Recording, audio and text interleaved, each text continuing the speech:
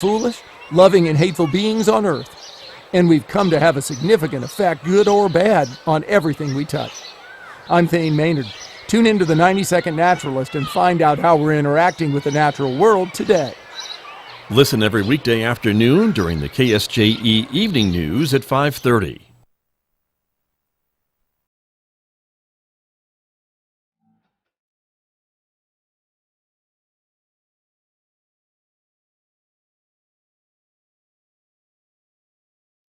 $8:50 a.m. It is Friday morning here on KSJE. We have an extra segment this morning because we wanted to talk about an incident that happened quite recently in the Albuquerque area with a local photographer. Curtis Benally is in the studio with me, but I bet people would not recognize that name, but maybe would know Turkeyboy if I introduce you that way. So good morning. Yeah, good morning, Scott. Benny.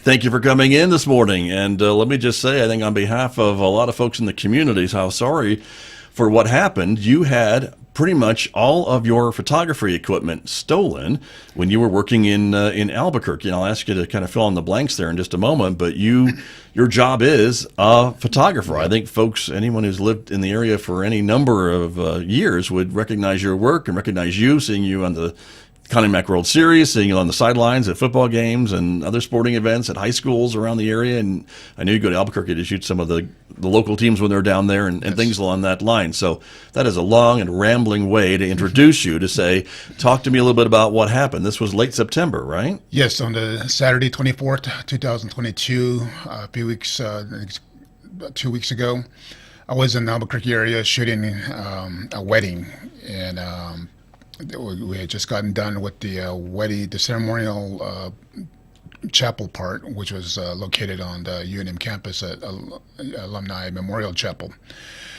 and transitioning to the reception site. And of course, when I shoot weddings, I bring a little bit more gear. I have flash strobes that I use, and as well as all my camera and lenses. Because nobody wants an upset bride after a wedding shoot. No. So you probably learned that. Yeah, I have, always trying to do, I always try to prepare. Each wedding is different, no matter how small, how large. You got to accommodate the size of the wedding. At least I tried to. So I did have quite a bit of gear, and so packing it up and everything in that transition period, I had thought I had packed up all my gear, and by the time, and then when I got to the reception site, and I realized that I couldn't find my camera bag, and I kind of went into this little frenzy state where I just panic and trying to retrace my steps quickly, and the last thought that it came to my mind with my bag was at the parking lot. So I quickly got back in my vehicle and drove back within a time span of 30 to 45 minutes in Albuquerque traffic. I got back to the campus and to the parking lot. By the time I got back to where I parked, my bag was gone.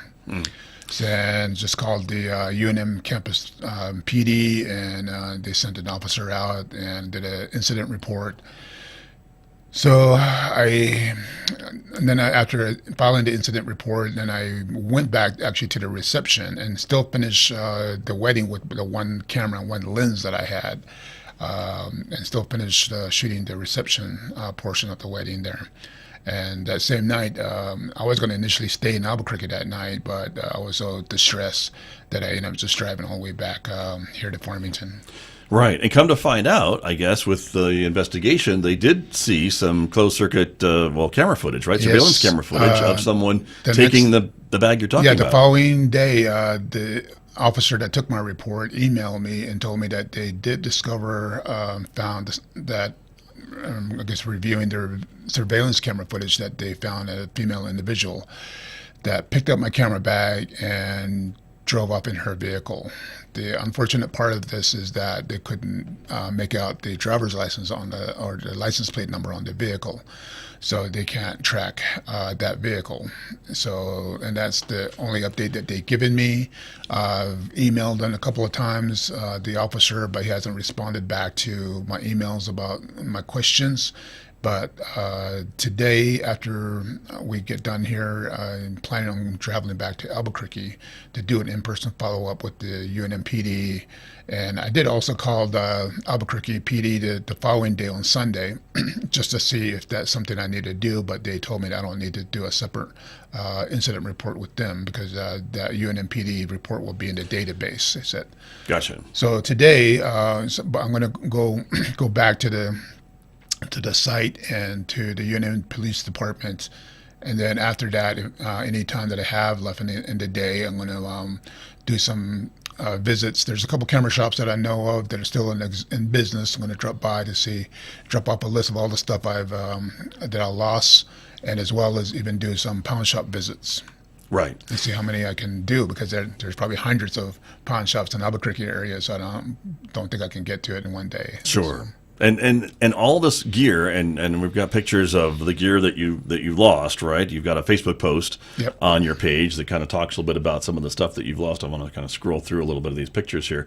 This is not inexpensive equipment. This was what you had your professional career using, and basically your livelihood, right? This is my livelihood. You've been doing this for how many years? Full time. About 10 years, 10 to 12 years. Okay. And this is just years of accumulating professional gear, because sure. in any vocation, the tools of our trade, whether here in the radio station or television station, or even a welder out there, or anybody that, there's a difference between okay gear and then professional gear, and photography the same way. And a lot of the lenses, the reason why they're expensive is because it actually accommodates let's say low light situation, or in particularly in sports, you need to have gear that is fast, particularly camera bodies, and then as well as lenses that can keep up with the camera bodies as well. And they call it fast lenses, which is lenses deal with focal lengths. So a lot of the professional gear, the focal lengths are around 2.8 and lower. And lenses around with the focal lens in that range are typically over $1,000 easily. And some of the newer technology right now, a lot of camera manufacturers are transitioning into mirrorless technology right now. So even the mirror, DSLR as we call them, cameras with mirrors, when you click that shutter, we hear it click. That sound is actually a mirror going up in the camera. So, and that technology is going by the wayside. So, and I shoot primarily with Canon gear. So, for example, Canon, they introduced a lot of new mirrorless bodies, and then in that process, they also redesigned basically all their lens mount. So that means that even though I still use some of my older lenses on my new camera bodies with an adapter, but a lot of the new lenses that are designed for mirrorless bodies do not fit on DSLR bodies, so it doesn't work backwards. So, but a lot of the new lenses that are coming out now, they're very expensive, and the quality. But that's the flip side of it, is that the quality is that much better though. So, right. So yes, it's just over the years, everything I do, I always try to do it to utmost best of my ability, and even by the time I lost my gear, I always say that when I get asked, what do you strive for in your photography goals? So, well, I'm always trying to do the best I can. The only thing that holds me back is, of course, money, the cost to pay for the top of the line gear. Right. So, yeah, so it's not cheap equipment. No, and anyone who I think that is priced out or wanting to get into photography and looked at some of those lenses that we were showing, I mean, even just one of those is a lot of dollars. So, yes. So I know a lot of folks have reached out to you since hearing about what happened and offered some help. You have now set up a GoFundMe page, and I think for folks who are watching this morning who maybe recognize seeing you from the sidelines of some of their kids' sporting events or Connie Mac or all the other events that you do, the weddings, the birthdays, the other special events that you take photos of, who would like to help, they can reach out and they can go through that GoFundMe page. Yes, even with that support, I put out the story even I think a day or two after the incident happened, and even that took me. I didn't do it instantly, and just it was just devastating. It's a devastating incident, and especially what was really difficult is that even it took me nearly a week to get over the fact that just how much money that I invested in that equipment. That was the hardest portion to grasp. $12,000 is a lot of money, and so it did take me a while to post that information on my Facebook first, and then even eventually with my fundraising campaign, it was with a lot of encouragement of some of my followers on my social media to start that, and including a couple of friends that sort of metaphorically slapped me out of my head, my senses, to get it going. And one gentleman I want to thank is Jason from Aztec. He just said, "Turkeyboy, just get it going. You know, you're never going to see your stuff back, but at least we'll try to help you get back on track." And then a longtime friend of mine from college years, from Utah, my friend Dave, even without asking, just donated some money and said, "Here, just to hopefully start getting you back into what you do." So I hope it does. Well, I hope it does. And I think a lot of folks are hoping maybe you could find some of that stuff at the pawn shops or whatever, but unfortunately, I think conventional wisdom is that we'll probably have to replace it. But I think I think it's been almost 2 weeks now, so nothing's showing up. So I think I'm finally just getting to that point where the accepting part that I'm never going to see my gear again, and I'm okay with that right now. The flip side of this whole situation, and I told even the police officer initially, I said, well, if this opportunity gives this, if this person that picked up my bag, and maybe in a weird, surreal way to say it or thinking, maybe I've given that person a start in her photographer career. Wow. If I've done that, hey, more power to her. I hope she creates some images for other people like I've done with that gear that I use for all these years. Right. So That's pretty generous of you to say that as the person that has done this. But in the meantime, though, we're just about out of time, Yes. Curtis. So I wanted to thank you for coming in, and I hope that folks will help. If they would like to do that, they can just go to the your Facebook page. We'll take them to the GoFundMe page, right? Thank you. First of all, Scott, for inviting me and for taking an interest in my story, and as well as Mr. Steve Bortstein from Daily Times, and a lot of my supporters that are interested in what happened to me.